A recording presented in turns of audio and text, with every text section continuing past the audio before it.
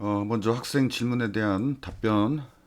먼저 문제 읽고 이해하고 수도코드 작성에 시간이 많이 든다. 어떻게 하면 좋은가? 이런 질문이 있었고, 뭐 당연한 그 증상이에요. 이상한 거 아니야.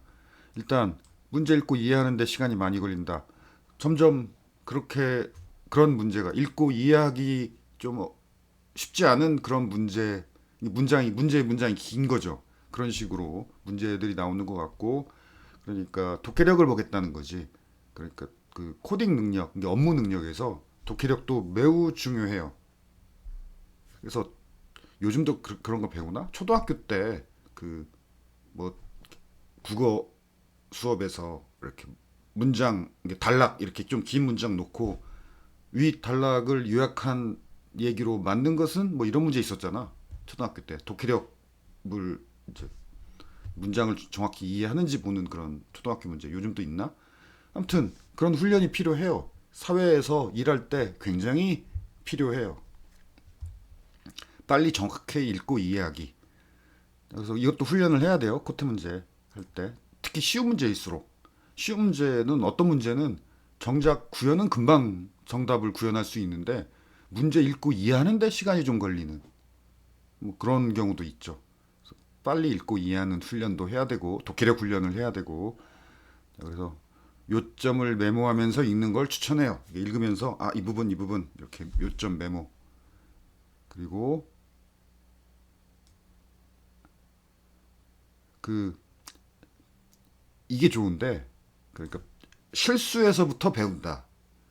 그러니까 문제를 오해해서 혹은 문제에서 뭐 어떤 부분을 놓친 부분이 있어서 버그를 겪었다면은 다음부터 그런 실수를 하지 않으려면 문제 읽을 때 무엇을 주의해야 되는지 생각해보고 기록한다. 그래서 자신만의 체크리스트가 있는 거고 자신만의 요령이 쌓이는 거죠.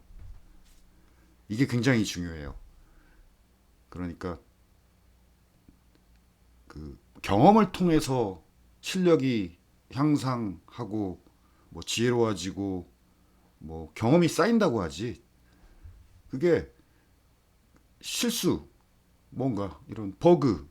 자, 다음부터 이런 실수 안 하라면, 다음부터 이런 버그 안 겪으려면 문제 읽고 메모하는 단계에서 뭘 주의해야 되는가, 어느 부분에 집중해야 되는가, 이런 걸 꼭 생각해보고 기록하고, 문제 정답 통과했다고, 통과하고 다음 문제로 넘어가지 말고, 그 어떤 이런, 이 문제를 내가 풀면서 배운 게 뭔가, 특히 그 독해 부분, 이 부분도 한번 생각해보고 기록해야 된다는 거. 마찬가지로 그러니까 문제 정답 통과 후에 문제를 다시 읽으면서 다음에 이런 유형의 문제를 읽을 때 자, 어느 부분에 주목해서 어떤 식으로 문제를 풀어나가야 되는지 내가 이미 방금 내가 정답을 풀었고 그렇기 때문에 문제도 잘 이해하고 있고 어떻게 풀어야 되는지 정답도 알고 있잖아. 그 상태에서 다시 마치 이 문제를 처음 본 것처럼 다시 문장을 읽어가면서 이런 유형의 문제를 내가 코테 풀 때 만난다면 어떤 식으로 읽고 어느 부분에 주목하고 어떤 식으로 풀어나가는 전략을 세우면 훨씬 효율적이고 빠르게 효율적이겠구나. 빨리 풀 수 있겠구나. 이런 걸 풀자마자 한번 문제를 다시 읽으면서 생각해보고 어떤 요령이 생각나면은 기록하는 거죠. 이런 기록, 이런 생각해보고 기록하고 생각해보고 기록하고 이렇게 자기 경험 이렇게 해야 경험이 축적이 돼. 그러니까 경험을 했다고 그게 축적이 되는 게 아니고 그 경험을 한번 되돌아보고 메모하고 생각해보고 이렇게 하는 게 좀 더 효율적이겠구나. 이렇게 문제 풀자마자 그 문제에서 내가 배운 게 뭔지 요령 뭐 문제 읽을 때는 이렇게 하는 게 좋겠구나. 또 문제 풀 때는 이렇게 하는 게 좋겠구나.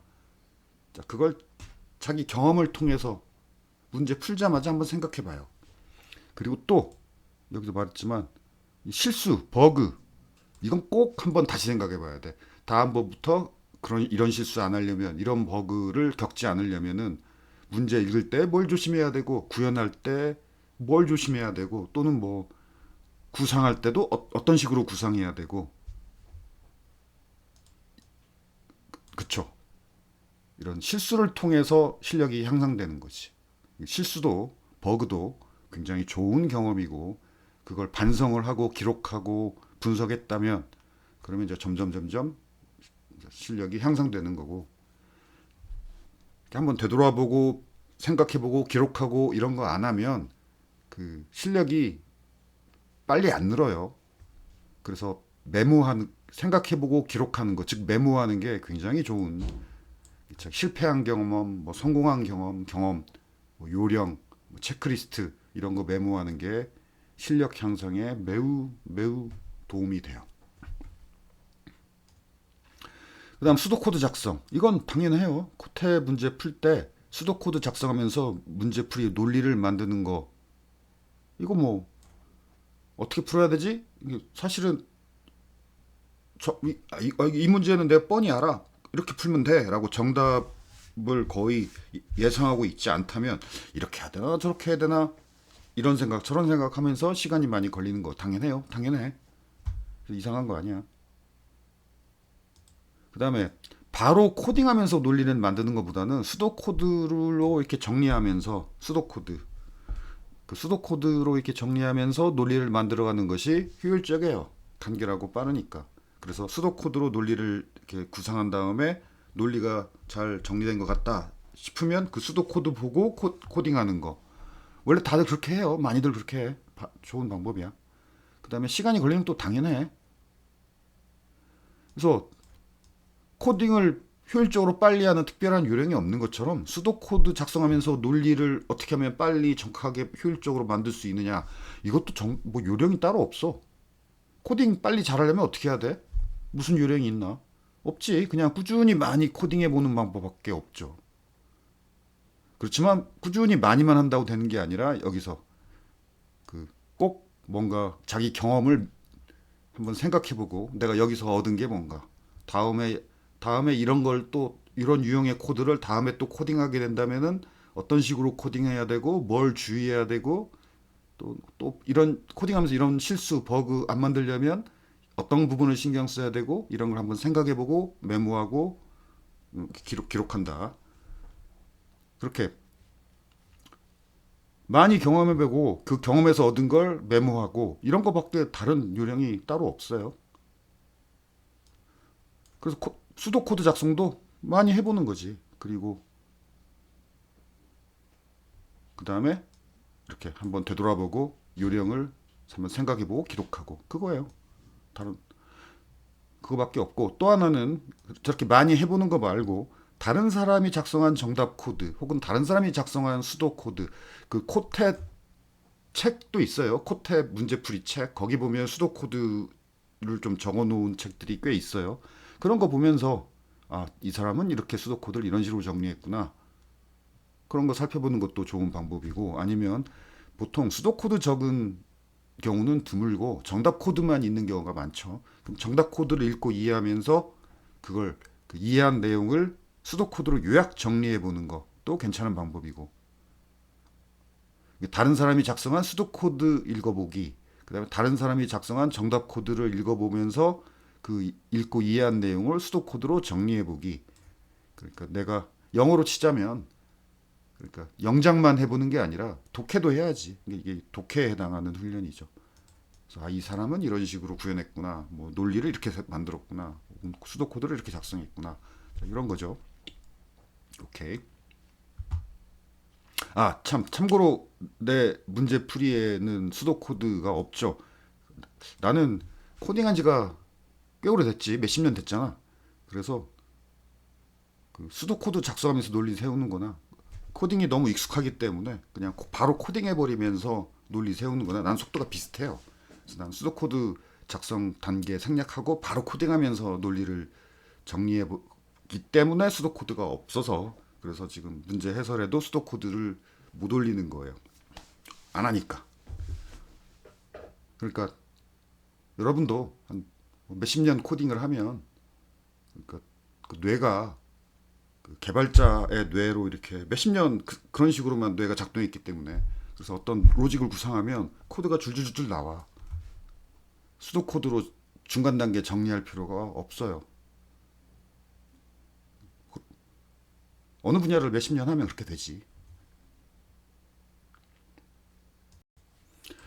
그 다음에 또 한 학생의 질문이라기보다는 팁인데 아주 좋은 팁이에요. 그 전화번호 목록 구현을 자기는 이렇게 정렬해가지고 이렇게 풀었는데 내가 그 수업 시간에 설명한 건 꽤 복잡한 것 같다. 뭐, 뭐 자기가 뭐 오해한 거 없느냐? 오해한 거 없어요. 좋은 팁이에요. 그러니까 이 생각을 내가 못했네. 이 생각을 못했어요. 전화번호 목록을 오름차순으로 정렬하면 접두어 문자열이 그 접두어를 포함하는 문자열 바로 앞에 위치하게 되죠.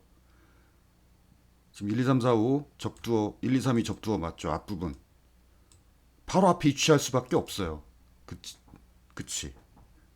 이 사이에 접두어가 안 되는 관계의 문자열이 끼어들 수가 없어요. 1, 2, 3, 4, 5와 1, 2, 3 사이에 뭐가 있다면 그건 그, 그 그러니까 얘가 접두어인데 얘 접두어죠. 바로 앞에 올 수밖에 없어. 만약에 중간에 어떤 문자열이 끼어들었는데 얘는 접두어가 아니다. 예를 들면 1, 2 이러면 접두어가 아니죠. 이런 게 그렇지만 얘가 바로 앞에 올 수가 없어. 이쪽이지 얘는. 그래서 이 사이에 올 수 있는 건 이런 거밖에 없죠. 1, 2, 3, 4. 근데 이렇게 이 사이에 끼어들면 얘도 얘의 접두어야 돼. 접두어가 아닌 게 끼어들 수 없어요. 자, 그래서 이 생각을 못했어. 즉 전화번호 목록을 이게 문자열 목록을 오른차순으로 정렬해 버리면 접두어 문자열은 접두어를 포함하는 문자열 바로 앞에 올 수밖에 없어요. 다른 방법이 없어. 그리고 이 문제가 요구하는 게 접두어 관계를 모두 다 찾으라가 아니라 접두어 관계가 하나라도 있으면 false, 하나도 없으면 true니까 이렇게 정렬하고 바로 앞에를 확인해야 되니까 1번만 바로 앞이 1번부터가 바로 앞에 있죠. 1. 그러니까 i번째 문자열이 그 바로 앞에 i-1번째 문자열이 start with 접두어냐 시작 부분이 일치하냐 이거 이렇게 확인하면 되는데 약간 효율을 높이기 위해서 왜냐하면 문자열 비교는 문자를 한자 한자 비교해야 되니까 좀 시간이 걸려요. 근데 일단 접두어라면 랭스가 짧은 게 접두어지 랭스가 똑같거나 크면 접두어가 아니죠. 앞에 바로 앞에 문자열이 짧은 문자열이고 그 다음에 앞부분이 일치하냐 그럼 접두어니까 return false. 이게 굉장히 효율적이네. 구현이 효율적이고 시간은 내가 구현한 게 빨라요.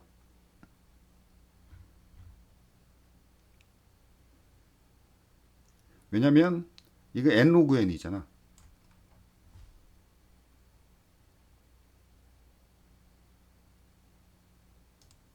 아니다. 비슷하겠다. n 로그 n이니까 n이 100만이었죠. 그러면 n 100만 곱하기 로그 n 로그 100만 로그 100만이 얼마지? 로그 100만이 20이에요. 20. 그러니까 n 로그 n도 100만 곱하기 20이네. 그 다음에 내가 구현한 것도 그 n 곱하기 단어의 길이였죠. 단어의 길이도 20였잖아. 똑같네. n 곱하기 20이네. 아무튼 그럼 이게 더 좋네. 간결하고 시간은 똑같고 좋은 방법이네요. 몰랐어. 이 생각을 못했어. 그래서 이건 질문이라기보다는 매우 좋은 이 생각을 이거 질문한 학생이 이 요령을 이 생각을 스스로 했다면 뭐랄까 그 이런 어려운 코테 문제 푸는 데 굉장히 소질이 있는 거예요. 이런 생각 해내는 게 쉽지 않아. 아주 좋은 아주 영리하고 좋은 그 아이디어예요.